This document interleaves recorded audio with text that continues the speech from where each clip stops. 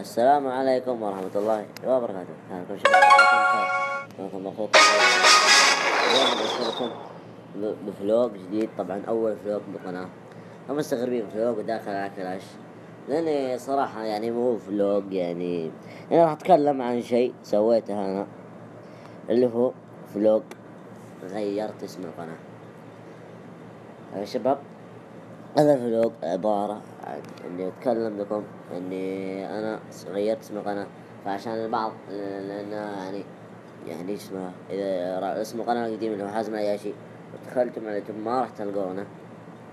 طبعا غيرت اسم القناة واخطيت صراحة، والاسم صح حلو، لكن الخطأ إن الاسم يعني مو موجود. يعني كل ما أكتب اسم القناة فعرفتم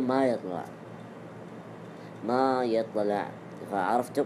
فأنتم في اسمه كيف تقدرون تشوفوا المقاطع اللي أعرفهم أنا وأصحابي، أعطيهم اسم المقطع وعرفتم، وهم يروحون يتابعون. أما أنتم يا مشتركين اللي أنا ما أعرفكم ولا تعرفوني، تدخلون على قناتي. طبعا كل مشترك معروفة تسجل حساب القناة اللي يشترك فيها. فيعني أنتم ادخلوا على القناة وشوفوا آخر مقطع نزلته، وراح تقدرون تدخلون عليه. طبعا ايش غيرته؟ مستر ابو كلتشة. فانا لقبي ابو كلتشة، مو انا غيرته. عرفت ما هذا لقب يعني اصحابي او اقاربي جماعتنا، عرفتم الاولاد، يعني الاولاد زي كذا اخوياي، يعني اللي يقربوا لي، فهمتم؟ هم اختاروا لي اللي هو ابو كلتشة. فقلت خلاص، حلو، اسم حلو والله وعجبني. وطبعا هم باقي ما يدرون بعد اني غيرت اسم القناة، فهذا فلوق عامة للكل عشان يعرفون اسم القناة. فمثلا كيف تعرفون؟ الحين اوريكم.